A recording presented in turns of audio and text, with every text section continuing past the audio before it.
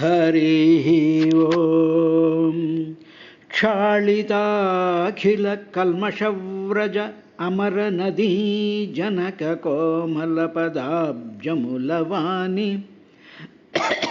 अखिलसम्पत्कारणपाङ्गलक्ष्मी विलासितवक्षस्थलम्बुवानि पद्ममित्रामित्रभसित करुणातरङ्गितचारुनेत्रमुलवानि भुवननिर्माणनैपुण्यभव्यनिजजन्मकारणनाभिपङ्कजमुवानि अहिहिताहितशयनवहनमुलवानि सेवितामरतापसश्रेणिवानि अखिललोकम्बुलकुगुरुडैन वानि काञ्चे परमेष्ठी कन्नुलकरुदीर कमनीयरूपरेखान् रमणीयतचलनोत्पुरमणीमणि अक्कमलालय तन मृदुकरकमलम्बुल विभुनी पादकमलमुलొత్తెన్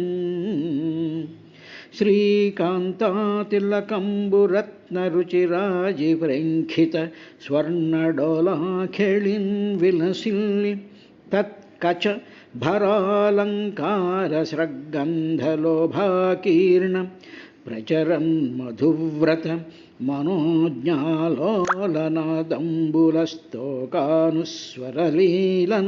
मनोज्ञालोलनादम्बुलस्तोकानुस्वरलीलनोप्पगनिजेषुन् व्याट्कतोपाडगन् सततज्ञानरमा यशोबलमहैश्वर्यादियुक्तं जगत्पतियज्ञेषु अनन्तु अच्युतु दळत्पङ्केरुहाक्षुं श्रियः पति आद्यन्तविकारदूरु करुणोपाधो निधिं सात्वतां पतिवर्धिष्णु सहिष्णु विष्णुगुणविभ्राजिष्णुरोचेष्णुनिन् दरहासामृतपूरितास्यु निजभक्तत्राणपरायणुन् अरुणाम्भोरुहपत्रलोचनुनि पीतावासुत्रैलोक्यसुन्दरु मञ्जीरकिरीटकुण्डलमुखोज्जद्भूष योगीश्वरेश्वरु लक्ष्मीयुतवक्षुचिन्मयुजया दयासान्द्रं चतुर्बाहुनिम् हरिः ओं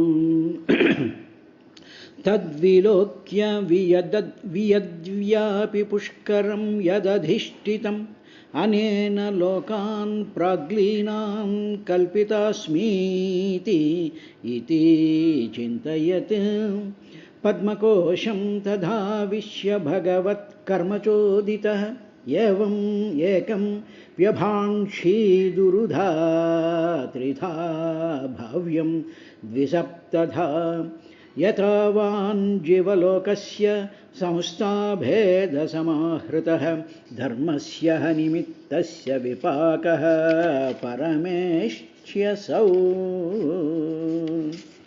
అని మైత్రేయ మహర్షి బ్రహ్మదేవుడి విదురుడికి ఉపదేశిస్తూ ఉండేటువంటి ఆ బ్రహ్మతో పరమాత్మ మాట్లాడినటువంటి మాటల్ని ఉపదేశాత్మకంగా విదురునికి చెప్తూ ఉన్నాడయ్యా అని చెప్పి పరీక్షణ్ మహారాజుకి సుఖబ్రహ్మ చెప్తున్నట్టుగా నైమిషారణ్యంలో సూత మహర్షి శౌనికాది మహర్షులకి వివరిస్తూ ఉండేటువంటి 10వ అధ్యాయంలో ఉన్నాం.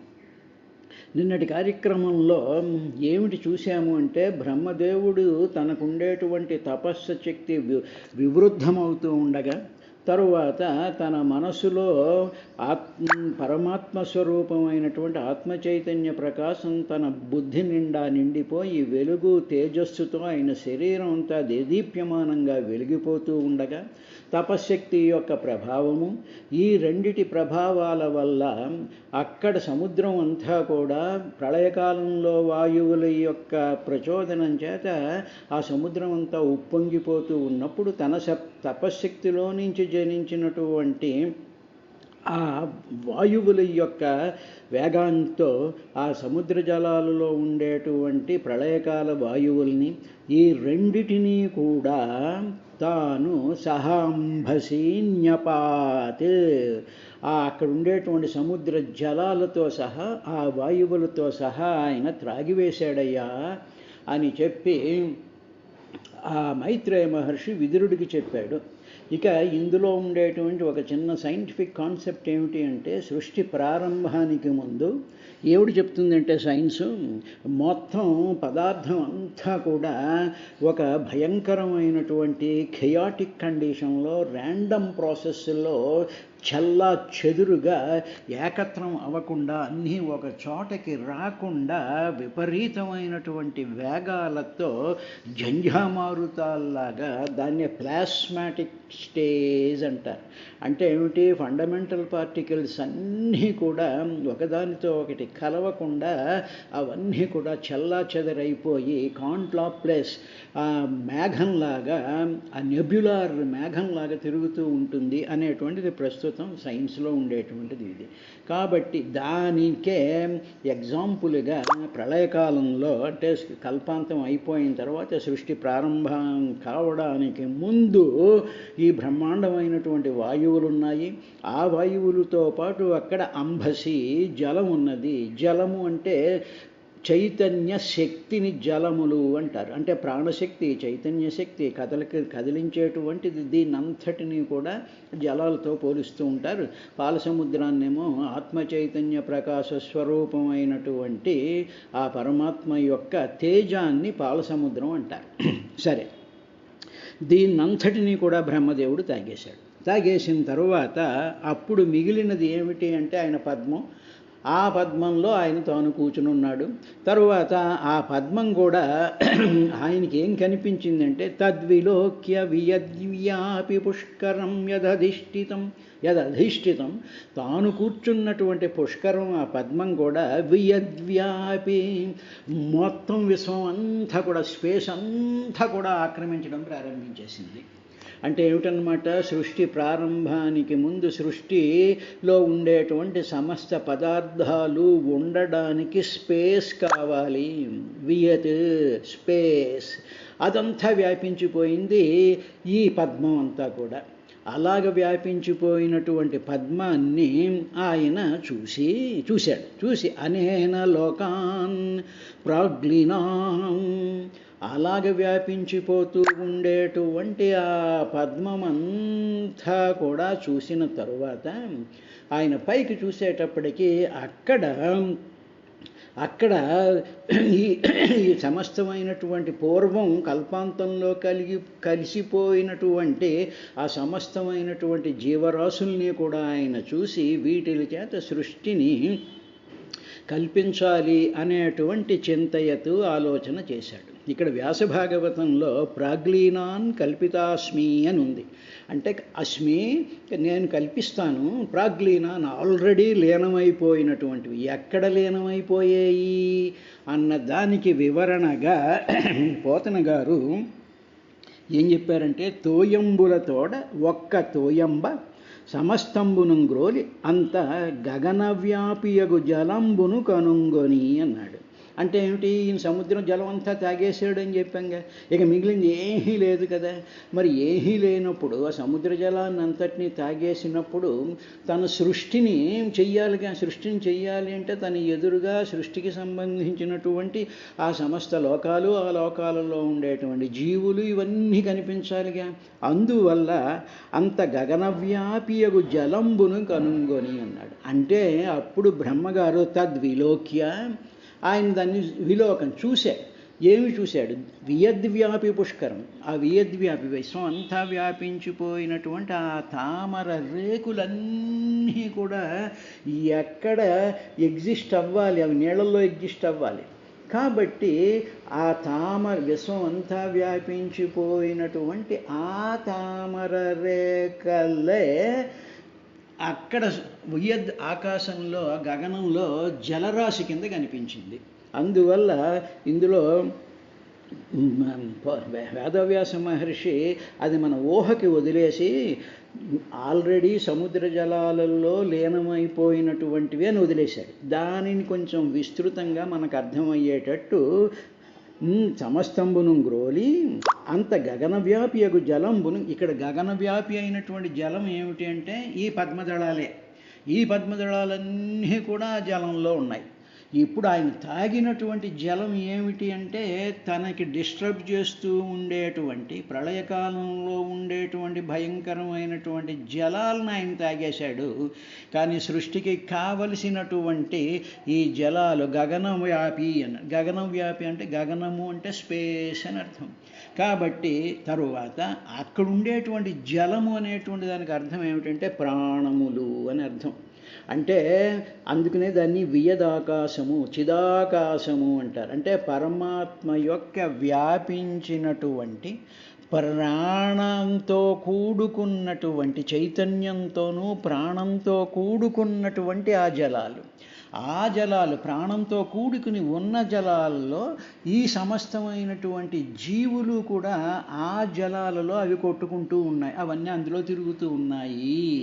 కాబట్టి ఆకాశంలో జలముని చూశాడు అని పోతన గారు రాయడంలో, ఆకాశంలో జలములు అంటే తను తాగేసినటువంటి జలాలు అవి తను డిస్టర్బ్ చేస్తూ ఉండి దానికి సంబంధించినటువంటి ఆ వ్యధని చింతని ఆందోళనని కలిగించేటువంటివన్నిటినీ తాగేస్తే ఇక మిగిలినటువంటి ఆకాశంలో ఉండేటువంటి జలం ఏమిటంటే ప్రాణము చైతన్యము. ఆ చైతన్యంలోకి ఈ పద్మమంతా కూడా ఈ పుష్కరం అంతా కూడా విస్తరిస్తూ ఉండేటువంటి విధంగా విలోక్య బ్రహ్మదేవుడు చూశాడయ్యా అన్నారు. ఇది దాంట్లో ఉండేటువంటి రహస్యం. అప్పుడు ఏం జరిగింది అంటే పద్మకోశం తదావిశ్య భగవత్ కర్మచోదితః ఏకం వ్యభాంషీదురుధా త్రిధా భావ్యం ద్విసప్తధా. శ్రీహరి భగవంతుడైనటువంటి ఆ బ్రహ్మను ఏమయ్యా నువ్వు కర్తవ్యం నీకు ఒకటి చెప్పాను కదా, ఏం చెప్పాను నీ కర్తవ్యం అంటే సృష్టించేయి, అంటే నాలోనే లీనమైపోయి ఉండేటువంటి ఈ సమస్త జీవరాశుల్ని మళ్ళీ నీవు ప్రొజెక్ట్ చేయి వీటిలన్నిటినీ కూడా అనేటువంటి ఆ కర్తవ్య కర్మని ఆ పరమాత్మ బ్రహ్మదేవుడికి ఆ వినియోగం చేయమని చెప్పాడు. కాబట్టి అప్పుడు ఈ సృష్టి చేయవలసినటువంటి జీవరాశులందరినీ ఎక్కడ పెట్టాలి, నేను ఎవరెవరిని ఎక్కడ పెట్టాలి, దేవతల్ని యక్షుల్ని నాగుల్ని కిన్నర్ని సిద్ధుల్ని సాధ్యుల్ని చారణుల్ని అదేవిధంగా సమస్తమైనటువంటి మానవుల్ని 84 లక్షల జీవరాశుల్ని అలాగే పాతాళ లోకాల్లో నివసించేటువంటి రాక్షసులు దానవులు అసురులు తర్వాత నాగులు ఒకటేమిటి ఇన్ని రకాలుగా ఉండి వీటిలన్నిటినీ కూడా నేను ఎక్కడ పెట్టాలి అనేటువంటి చింతయత్ ఆయన ఆలోచన చేసి అప్పుడు దానిని ఆయన ఏం చేశాడంటే ఇవన్నీ చేయడానికి నాకు ఒక ప్లేస్ కావాలి, నేను ఒక చోట స్థిరంగా కూర్చోవాలి అని చెప్పి అలాగ విస్తరించిపోతూ ఉండేటువంటి ఆ పద్మం మధ్యలో బొడ్డు అంటాను చూసారా, అక్కడ మొగ్గలాగా కొన్ని రేఖలు ఉంటాయి. అదే మనం పుష్పాన్ని చూసామనుకోండి, పుష్పం మధ్యలోనూ కొన్ని ఇలా ముడుచుకుని కొన్ని రేఖలు ఉంటాయి. తర్వాత విస్తారంగా అలాగ వికసించినటువంటి రేకులు అంటే పద్మానికి ఉండేటువంటి ఆ దళాలు ఉంటాయి, మధ్యలో ఒక మొగ్గలాగా ఉంటుంది. ఇప్పుడు బ్రహ్మదేవుడు ఆ మొగ్గలోకి వెళ్ళి కూర్చుని ఏం చేశాడు అంటే ఇప్పుడు నేను 14 విధాలు అంటే ద్విసప్తధ, సప్త అంటే 7 ద్విసప్తధ ఈ జీవులన్నిటినీ ఎగ్జిస్టెన్స్ వీటిలన్నిటినీ అకామిడేట్ చేయడానికని చెప్పి నేను దీనిని 14 లోకాలుగా విభజిస్తాను.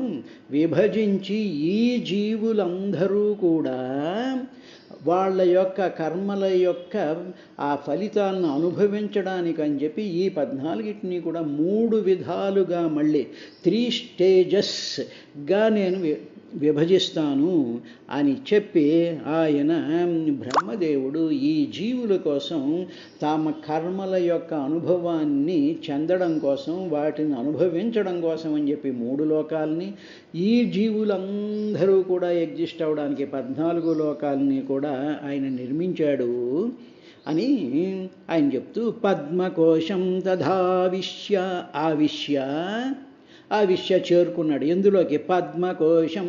ఆ విస్తారమైపోతూ ఉండేటువంటి, అంటే ఎక్స్పాండింగ్ యూనివర్సల్ స్టేట్, అలా విస్తారంగా ఉండేటువంటి స్పేస్ అనేటువంటి పద్మం యొక్క కోశం మధ్యలో, అంటే ఆ మధ్యలో మొగ్గలాగా ఉండేటువంటి కోశం అంటే మొగ్గ, పద్మకోశం. ఆ మొగ్గలోకి తదావిశ్య, తత్ అప్పుడు ఆయన ఆవిశ్య వచ్చాడు.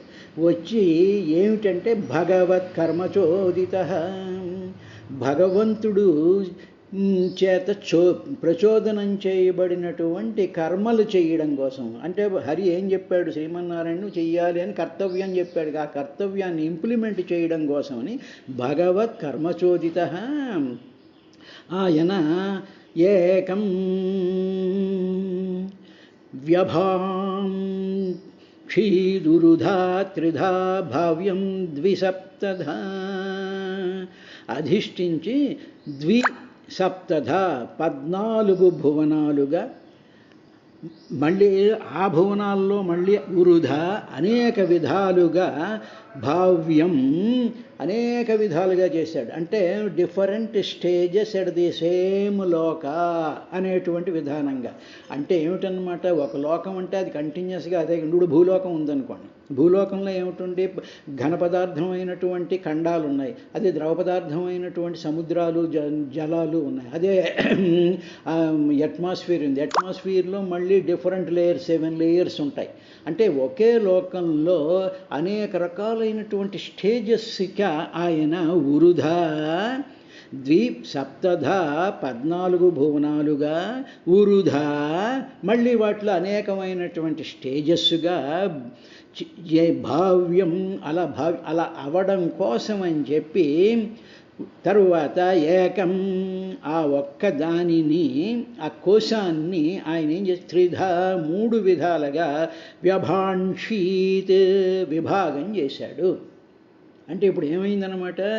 ఆ పద్మంలో ఉండేటువంటి ఆ మొగ్గలాంటి ఆ మధ్య భాగంలో ఉండేటువంటి ఆ రేఖల్ని 3 లోకాల కింద, తరువాత ఈ 3 లోకాల యొక్క విస్తారము అనుకున్నట్లయితే ద్విసప్తధ 14 లోకాల కింద ఆయన విభాగం చేశాడయ్యా అని చెప్పి, ఏమిటి ఈ 3 లోకాలు ఏమిటి అనేటువంటి విషయాన్ని తర్వాత శ్లోకంలో చెప్తూ, యతావాన్ జీవలోకస్య సంస్థాభేద సమాహృతః ధర్మస్య హ నిమిత్తస్య విపాకః పరమేష్ఠ్యసౌ. ఇప్పుడు ఆ 3 లోకాలు ఏమిటి? సరే 14 లోకాల సంగతి తర్వాత చూద్దాం. అసలు ఆ 3 లోకాలు ఏమిటి? ఎందుకు ఆ 3 చేయాలి? తర్వాత ఈ 3టిని విస్తారంగా చేస్తూ 14 లోకాలు చేయాలి. మళ్ళీ 14 లోకాల ఉరుధ అట్ డిఫరెంట్ స్టేజెస్ కింద ఎందుకు చేయాల్సి వచ్చింది అంటే, ఈ 3 లోకాలు కూడా జీవులు కర్మఫలాన్ని అనుభవించేటువంటి స్థానాలుగా ఈ 3 లోకాలు ఉన్నాయి అని చెప్పి శాస్త్రంలో చెప్పారు. కాబట్టి ఓ విదురా, శాస్త్రంలో ఈ జీవులు ఉన్నారే, అంటే సమస్తమైనటువంటి లోకాలలో ఉండేటువంటి జీవులందరూ కూడా వాళ్ళు చేసుకున్నటువంటి కర్మల యొక్క ఫలములను ఎక్కడ వాళ్ళు అనుభవించాలి అంటే ఈ 3 లోకాలలోనూ వాళ్ళు అనుభవించాలి. కాబట్టి they are the space, they are the lokas where they have to experience their కర్మఫలాలు. ఆ కర్మఫలాల్ని వాళ్ళు అనుభవించడానికి వాళ్ళకి 3 స్థానాలను తీశారు. 3 లోకాలను ఆయన సృష్టించాడయ్యా. తరువాత ఈ కర్మలు చెయ్యనటువంటి మహానుభావులు ఉంటారు కదా, కర్మకి సంబంధం లేకుండా నిష్కామ కర్మగా చేసి ఏ విధమైనటువంటి కర్మఫలాన్ని, ప్రారబ్ధం కానీ, సంచితం కానీ, ఆగామి కానీ ఇవేమీ అనుభవించకుండా పరిపూర్ణంగా భగవంతుడి యొక్క ధ్యానంలో మునిగిపోయి భగవంతుడి యొక్క పాదాలని ఆశ్రయించి నిరంతరము భగవద్ధ్యానంలో పరిపూర్ణమైపోయి తపస్సు చేసినటువంటి మహానుభావులు వాళ్ళు ఉండడం కోసమని చెప్పి వాళ్ళ యొక్క ఫలరూపంగా బ్రహ్మలోకాన్ని సృష్టించాడయ్యా విదురా అని చెప్పి మైత్రేయ మహర్షి యతావాన్ జీవలోకస్య సంస్థాభేద సమాహృతః జీవలోకస్య ఈ జీవుల యొక్క లోకములు అంటే ఏమిటి? ఈ జీవులు ప్రాణులు భోగస్థానము జీవలోకస్య, వీళ్ళు భోగాలు అంటే ఫలితాలను అనుభవించడం కోసం అని చెప్పి సంస్థాభేద.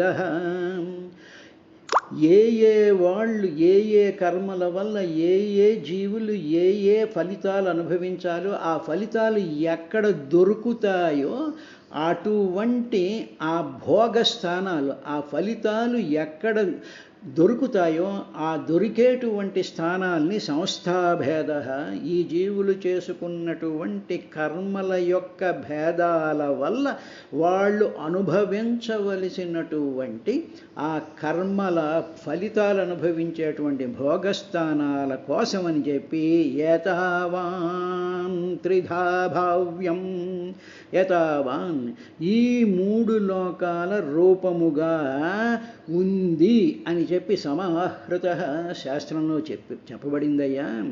కాబట్టి తరువాత ఇంకోటి ఏం జరిగిందంటే అసౌ పరమేష్ఠి, ఈ పరమేష్ఠి ఆయన అంటే ఈ చతుర్ముఖుడైనటువంటి సృష్టి చేస్తున్నటువంటి బ్రహ్మ ఆయన ఒక లోకంలో ఉన్నాడుగా. ఆ పద్మంలో ఉండేటువంటి ఆ సత్యలోకము బ్రహ్మలోకము ఉంది కదా, ఆ బ్రహ్మలోకంలో ఉన్నాడు ఆయన. మరి ఆ లోకాల్లో ఏమిటి అనుభవించబడుతూ ఉంటుంది అంటే అక్కడికి ఎవరు వెళతారు అంటే అనిమిత్తస్య విపాకః. విపాకః అంటే చేసుకున్నటువంటి కర్మల యొక్క ఫలాన్ని ఫలము అంటాం, కర్మల యొక్క ఫలరూపం. ఆ కర్మలు యొక్క ఫలము వస్తుంది ఎవరికి? అనిమిత్తస్య, ఏ విధమైనటువంటి కోరికలు లేకుండా ఓన్లీ పరమాత్మయే నాలో ఉన్నాడు, పరమాత్మయే నేను పరమాత్మ స్వరూపాన్ని ఆ దివ్యమైనటువంటి ఆ త్రిజగన్మోహన నీలకాంతిలో ఆ పాదపద్మాన్ని పట్టుకుంటూ నేను అక్కడే ఉన్నాను అని చెప్పి నిరంతరము కూడా ఏ భక్తుడైతే ఏ సాధకుడైతే ఆ వెలుగులో ఆ పాదాలని పట్టుకుని నిరంతరం అలాగ ఉండిపోతాడో అనిమిత్తస్య ఏ కారణము లేకుండా అలా ఉండేటువంటి ధర్మస్య, అటువంటి ధర్మాన్ని పరిపాలించేటువంటి వాడు ఏమి అనుభవిస్తాడు అంటే బ్రహ్మలోకాన్ని అనుభవిస్తాడు. లోకము అంటే అనుభవ క్షేత్రము అని ఒక అర్థం ఉంది, అంటే ది ఫీల్డ్ ఆఫ్ ఎక్స్పీరియన్స్.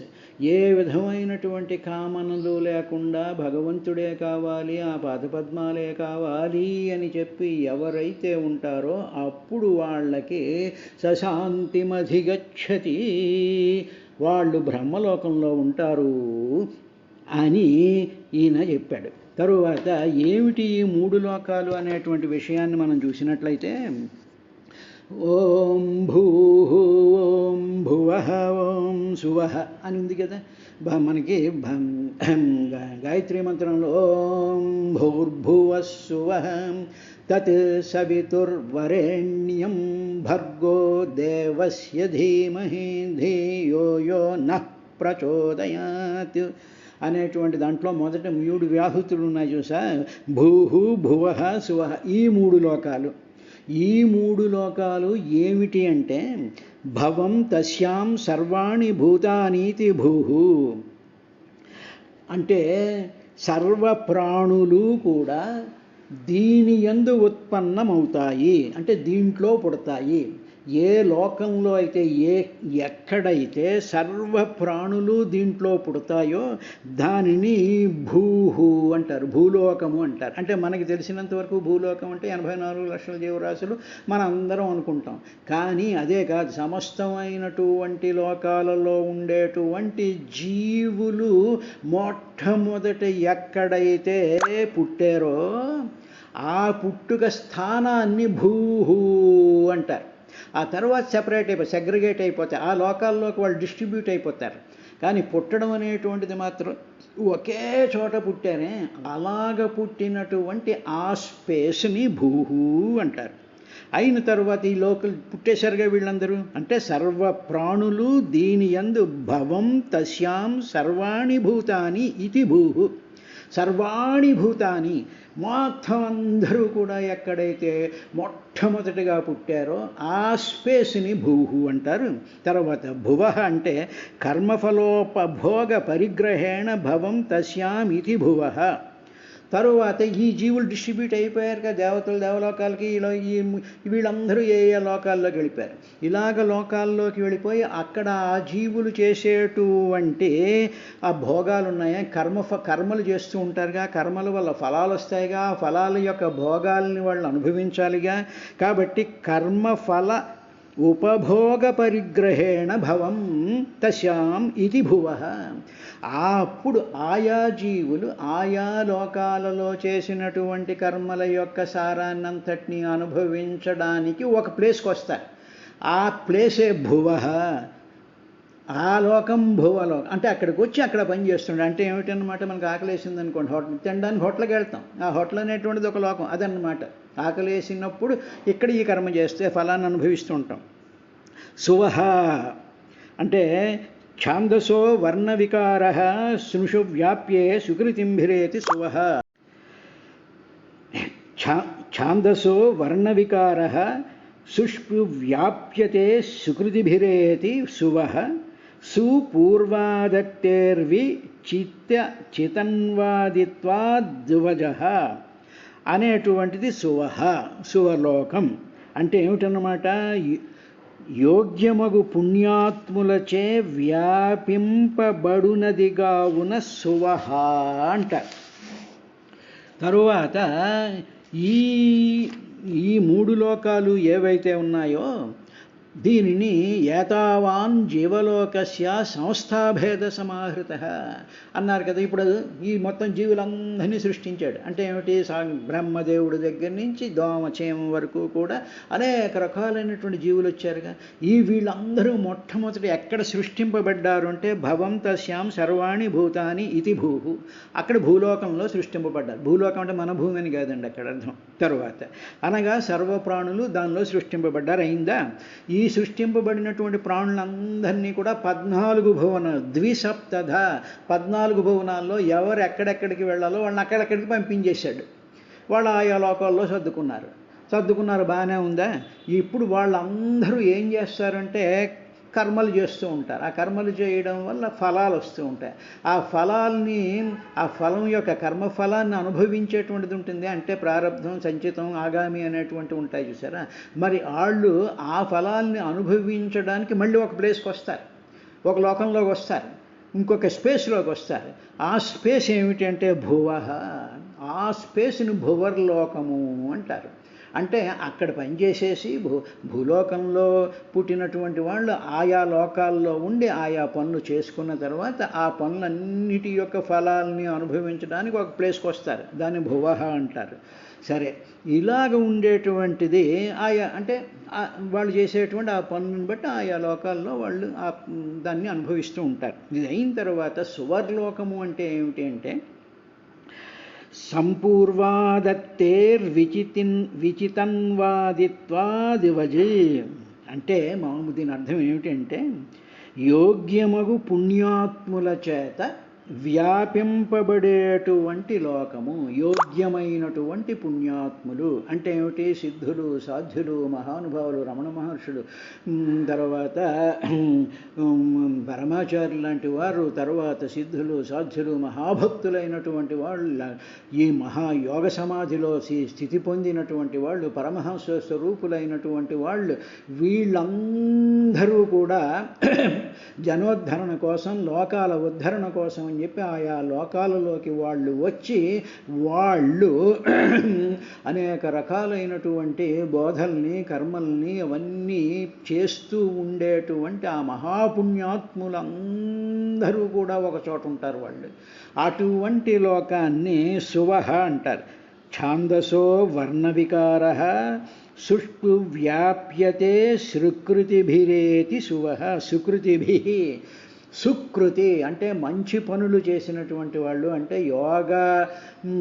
యోగం చేత పుణ్యాత్ములైనటువంటి వాళ్ళు, అంటే పరమాత్మ చేత, అంటే సనకసనందదులుగా నారదాది మహర్షులు కానీ మహానుభావులైనటువంటి వాళ్ళు కానీ వాళ్ళందరూ కూడా ఆ లోకాల్లోకి వచ్చి వాళ్ళందరూ కూడా ఎక్కడైతే వచ్చి మళ్ళీ అక్కడ వాళ్ళు నివసిస్తూ మళ్ళీ మిగతా లోకాల్లోకి వెళుతూ మళ్ళీ ఆ జనాలందరినీ ఉద్ధరించేటువంటి కర్మలు చేసేటువంటి వాళ్ళు ఉండేటువంటి లోకాన్ని సువర్లోకము అంటారయ్యా. కాబట్టి ఇటువంటి 3 లోకాల్ని కూడా ఏతావాన్ జీవలోకస్య సంస్థాభేద సమాహృత, వాళ్ళ యొక్క అనుభవించడానికి కావలసినటువంటి ఆ లోకాలను ఏతావాన్ ఈ విధంగా నేను ఆయన బ్రహ్మదేవుడు నియమించాడయ్యా. ఇందులో ప్రతి లోకంలో ఉండేటువంటి వాళ్ళకి ప్రతి కర్మలు ఉంటాయి, వాళ్ళకి కొన్ని కామనలు ఉంటాయి, కొన్ని కోరికలతో చేస్తూ ఉంటారు. కానీ ఏ విధమైనటువంటి కోరికలు లేకుండా ధర్మస్య అనిమిత్తస్య, ఏ విధమైనటువంటి కోరిక వీళ్ళని ఉద్ధరించాలి వాళ్ళని ఉద్ధరించాలి, మళ్ళీ ఒకసారి భూలోకంలోకి వచ్చి ఈ పాపం పెరుగుతున్న చోట నేనేదో ఇది చెయ్యాలి, అటువంటి కోరికలు కూడా లేనటువంటి అనిమిత్తస్య, ఏ విధమైనటువంటి కారణము లేకుండా ఉండేటువంటి మహాపుణ్యాత్ములైనటువంటి వారందరూ కూడా పరమేష్టి ఉండేటువంటి, అంటే ఈ చతుర్ముఖ బ్రహ్మ ఉండేటువంటి అసౌ ఆ లోకంలోకి వీళ్ళు విపాక, వాళ్ళకి అది ఫలరూపం, వాళ్ళకి ఆ ఫలం ఉంటుంది. అంటే ఏ విధమైనటువంటి కారణం లేకుండా భగవంతుడే కావాలి అని కోరుకుండి తపస్సులు యోగాదులు చేసేటువంటి మహాత్ములకు భక్తులకు ఆ బ్రహ్మలోకమే ఫలం కింద దొరుకుతుంది. అంటే ఏం చేసినా సరే ఫలములు రావడం అనేటువంటిది తథ్యం. కాబట్టి ఈ విధంగా ఆయన చేసాడయ్యా అని చెప్పి విదురుడికి ఈయన చెప్పిన తరువాత విదురుడు ఒక ప్రశ్న వేశాడు. సరే, లోకాలు 14 లోకాలు 3 లోకాలు వీటిలన్నిటిని చెప్పావు, బాగానే ఉందయ్యా, కానీ నీవు చెప్పవలసినటువంటిది ఒక అద్భుతమైనటువంటి విశేషం ఉంది, దాన్ని కొంచెం నువ్వు మర్చిపోయినట్టున్నావు, దాని గురించి చెప్పు అంటే ఆయన మర్చిపోయింది ఏమిటో రేపటి కార్యక్రమంలో చూద్దాం.